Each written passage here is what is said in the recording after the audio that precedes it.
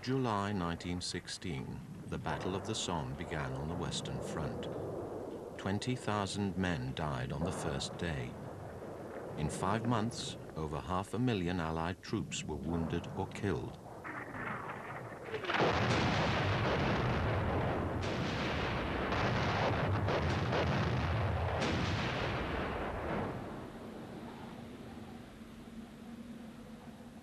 For miles, in every direction, it was just desolation. When you first see it, you think, my God, what's this?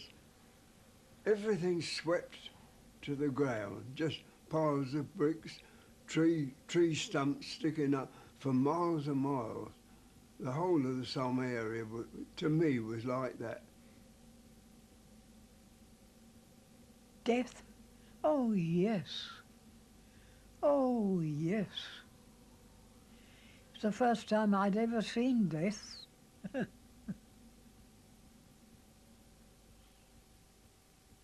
It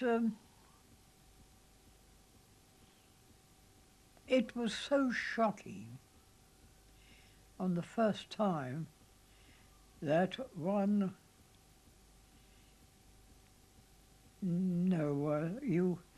and then after that I'm not going to be this. I'll run away from it sort of business because you never ever did, of course. And you see, in my case, I was in charge of a large number of men. Now officers, who had not been affected in large numbers, were beginning to break down when confronted by the loss of so many of their men. Guy Botwright was a platoon commander in the Labour Corps, in charge of 36 men. He was 17 years old. I was probably censoring letters, and an explosion might have taken place. Something, I had a pencil, you see, and it would have been, I would have dropped everything, and the mind would have gone blank. And I think that's what must have happened, because I can't tell you, waiting in the trench for something to come along to take me away. I had no pain, so there was no feeling of pain, because I hadn't been wounded in any shape or form. But I couldn't concentrate. I've no idea what the doctors gave me for it. I couldn't tell you. Because the world had ceased to exist, I think. Guy Botwright was diagnosed with shell shock. He was evacuated to a specialist officers' hospital in Brighton. Officers' shell shock often differed from the other ranks. Stammering, loss of memory and irritability were all common symptoms. Captain Leland wrote to his wife, "I feel I'm an awful wreck these days. The weather does not suit me. I'm sorry to say that my temper is such that few come near me, just as well. I should love to get some leave, but I don't like to ask. It was suggested to me the other day, but in such a way that if I had risen to it, I should have felt that I was shirking." You could see from his letters he was crying out to be given a rest, given a break. Had he been given a break, he probably would have been able to continue indefinitely. But without that break, you see it getting worse, getting through to him.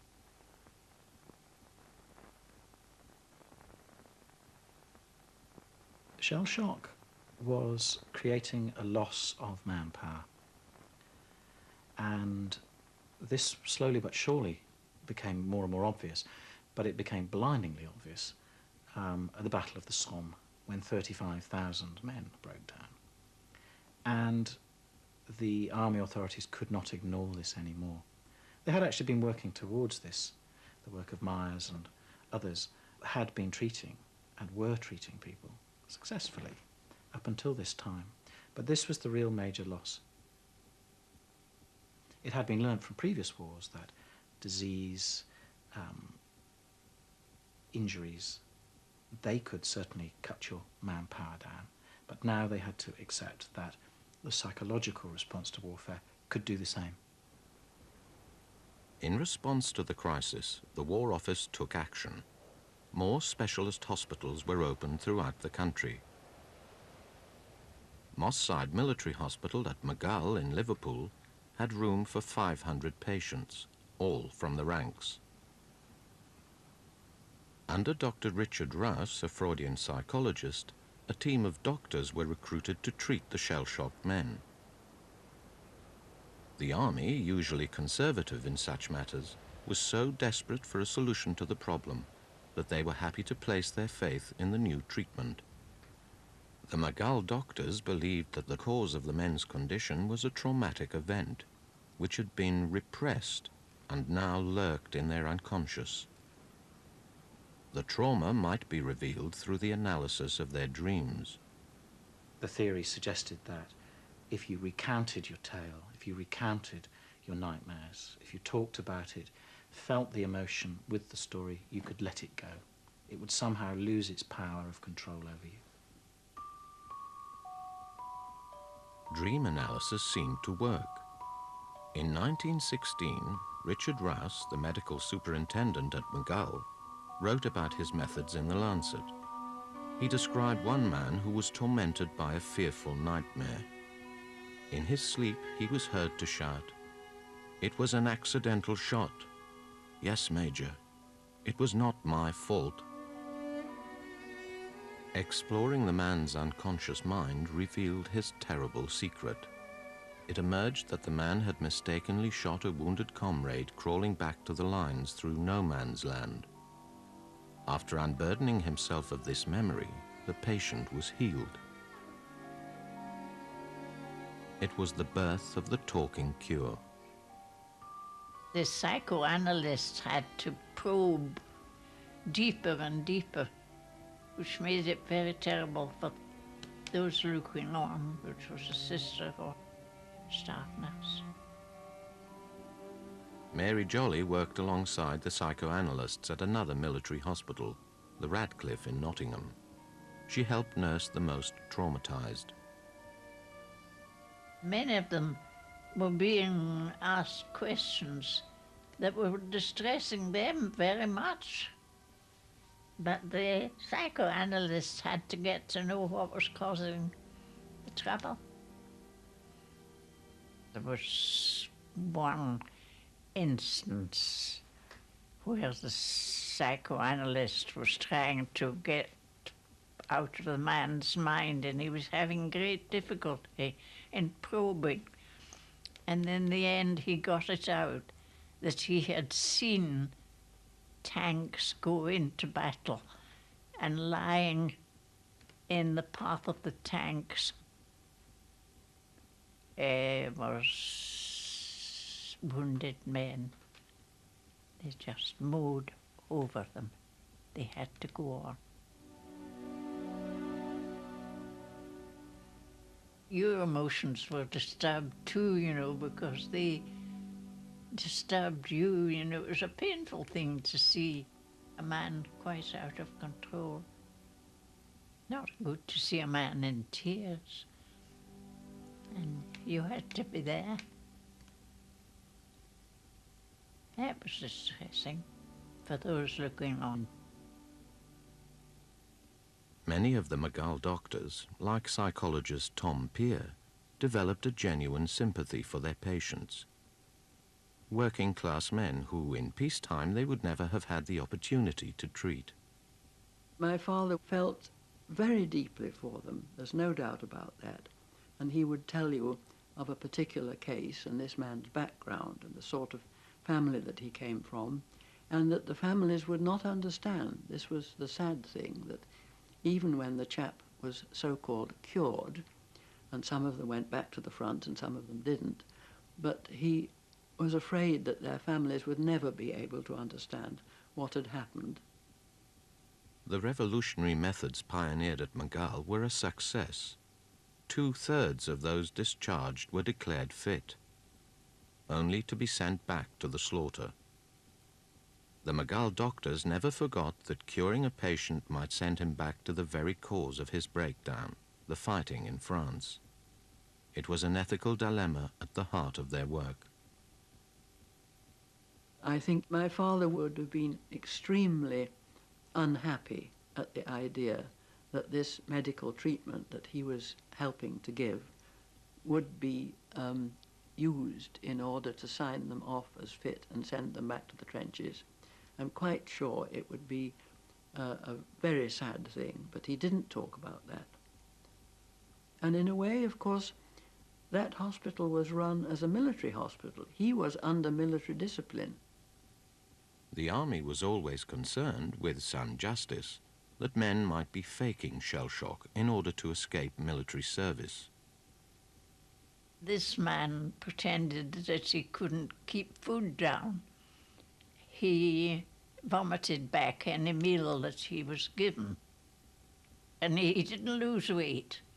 And he was seen to get a parcel of food over the fence. His wife had come on one side of the fence, so that he was not undernourished. And that was why he wasn't losing weight.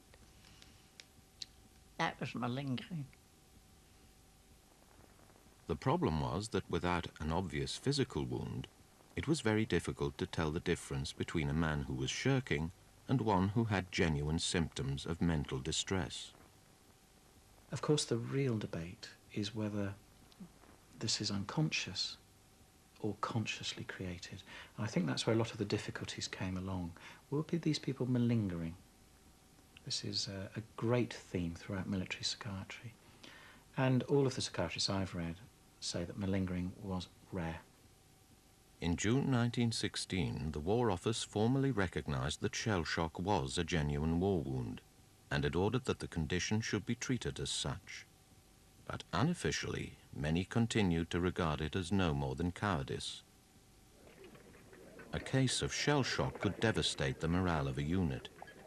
Senior officers feared it was contagious, and harsh measures were often taken to prevent it from spreading.